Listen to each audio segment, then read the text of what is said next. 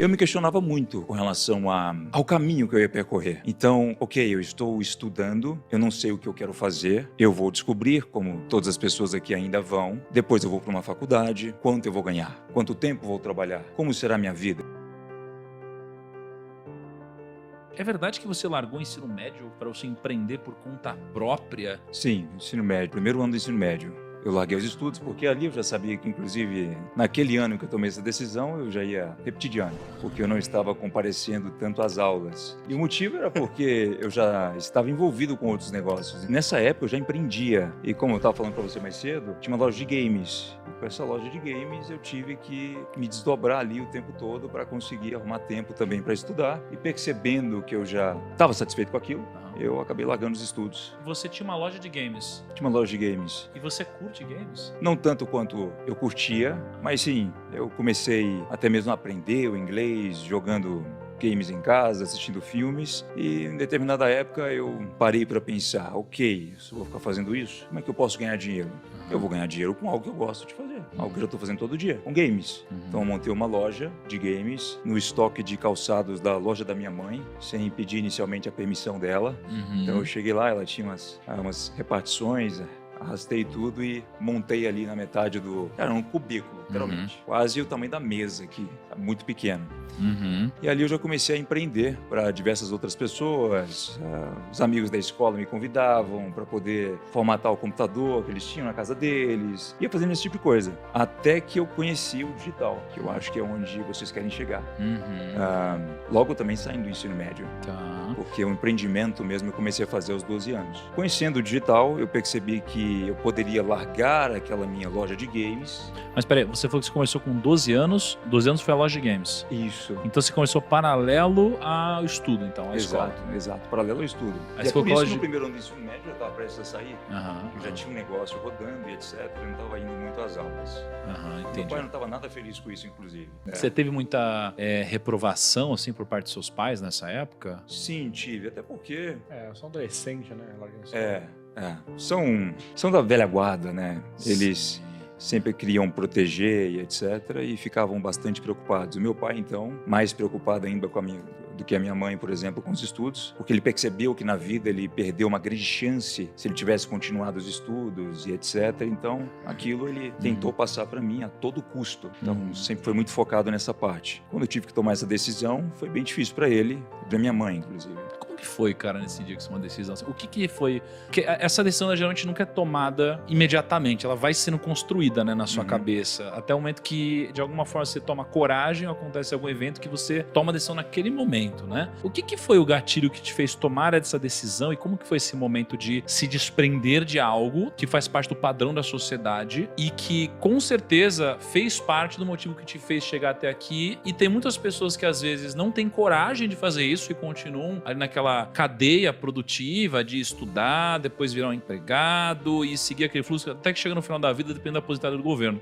Tudo, às vezes, porque não teve a coragem que você teve lá. De onde que veio isso? Qual que foi o gatilhozinho? Então, tiveram vários gatilhos. As pessoas sempre me perguntam, mas eu não tenho um dia específico que eu recebi um estalo e falei, vou fazer. É o acúmulo de várias e pequenas coisas que vão acontecendo no decorrer da vida. Eu me questionava muito com relação ao caminho que eu ia percorrer. Então, ok, eu estou estudando, eu não sei o que eu quero fazer, eu vou descobrir, como todas as pessoas aqui ainda vão, depois eu vou para uma faculdade, quanto eu vou ganhar, quanto tempo vou trabalhar, como será a minha vida, como eu estarei aos 30 anos. Eram perguntas que eu já me fazia antes dos 17, 18 anos e, de certo modo, eu percebia que aparentemente eu era a única pessoa que questionava aquilo.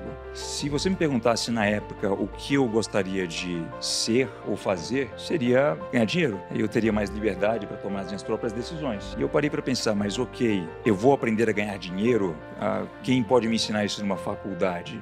E se a pessoa vai estar numa faculdade me ensinando isso, como é o estilo de vida dela? Já observando aquilo, eu percebia que não iria condizer com o suposto mentor que eu realmente gostaria de adquirir para chegar nesse objetivo. Então foram acúmulos de diversas coisas. Eu sempre fui mais independente, eu dou crédito a isso graças aos meus pais, que nunca fizeram questão de me dar sempre o que eu pedia nas mãos e etc.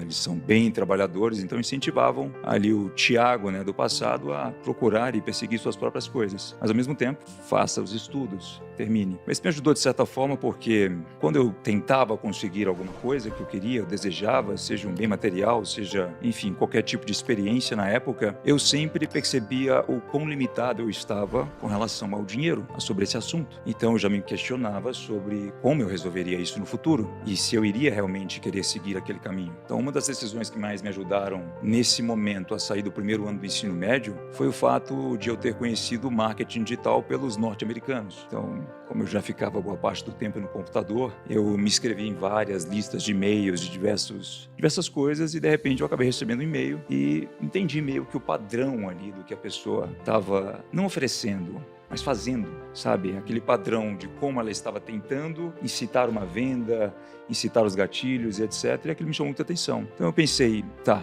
eu acho que eu sou capaz, mesmo não tendo tanto conhecimento, de fazer pelo menos uma página como essa pessoa está fazendo na internet, a partir do meu computador em casa. Olha só, eu tiro 3 coisas do que você falou importantes, que são características de um empreendedor e que geralmente nos levam a um caminho positivo em relação ao sucesso. A primeira das características que eu percebo aqui é que você falou que você pegou o fundo da loja de sapato da sua mãe, ela não sabia ali na época, e você usou aquilo quase que de depósito, quase que para você construir a sua loja, né? E eu vejo que, de certa forma, o empreendedor ele tem uma coisa de ele não avisar o que ele vai fazer, ele faz. Exato. Né? Então tem gente que fica avisando, falando, perguntando, pedindo, planejando. Será que eu posso? Sabe qual que é o que eu pensei nessa época? Se eu perguntasse para ela, ela diria não. Então eu arredei todas as estantes de calçados, porque eu estava no estoque. Eu não estava na loja, literalmente. As pessoas, para saberem que eu estava ali, teriam que ser avisadas, né? Os amigos de escola iam lá, frequentavam, etc. Mas eu sabia que se eu avisasse a minha mãe, eu pedisse a permissão, provavelmente ela não deixaria. Perfeito. E o que eu fiz foi, eu vou organizar esse lugar, vou acumular todas as estantes em um só lugar, vou limpar essa área e vou colocar aqui todas as coisas que eu preciso na parede. Perfeito. Eu vou furar a parede com uma furadeira. Quem sabia? Eu peguei uma furadeira, conectei numa extensão e ali já jovem eu estava furando a parede e pregando as coisas conforme eu mesmo já estava... Eu encomendei uma marcenaria, isso antes de avisá-la. Então eu pensei comigo, tá, na hora que ela vê isso aqui do jeito que eu já fiz, vai ser muito difícil ela tentar me fazer voltar atrás. Qual que é a sua especialidade dentro do marketing digital, digamos assim, ou dentro do marketing de uma forma geral? E o que você vende de uma forma mais específica dentro do marketing? Legal. Então, eu diria que, não dá para ser bom em tudo. No digital nós temos várias vertentes, diversos cargos. Quando eu comecei, eu tive a obrigação de, para fazer o meu primeiro produto funcionar, ter que acabar tocando em praticamente todas as áreas existentes do digital. Então eu fui do financeiro, a copywriter, a pessoa que editava o vídeo, uma aula, por exemplo. Acabei fazendo tudo isso. E depois eu fui identificando no que eu mais me considerava ser bom. E eu percebi que era em funis de vendas e branding, que envolve marketing e estratégias. É mais essa parte principal. Então, a definir a proposta de um produto, a entender e ser extremamente sensitivo ao público que está lá do outro lado, a separar o que eu acho do que possíveis 230 milhões de pessoas podem achar. Então, eu sempre tive um tato para esse tipo de coisa. O que eu vendo? Bom, depende muito dentro do digital para o quanto a pessoa me conhece. Quem talvez esteja me conhecendo agora pelo podcast vai imaginar que eu vendo lifestyle. Mas não, eu vendo produtos que são infoprodutos, né? Melhor dizendo, para algumas pessoas já se situarem, completamente digitais, que não utilizam do uso da minha imagem e que eu posso fazer o que, inclusive, as pessoas acham que, nossa, é algo mirabolante, mas não, tá em uma página do livro, eu trabalho 4 horas por semana, eu já tinha lido há muito tempo atrás e quando eu fui reler, eu falei, nossa, estou aplicando essa estratégia, ela estava em um parágrafo aqui somente desse livro, que é Private Label Rights. Então, eu licencio produtos de outras pessoas, trago para o Brasil, aplico técnicas de vendas e empacoto da forma que eu preferir, né? Coloco uma embalagem naquele produto, modelo o conteúdo daquele produto e faço as vendas.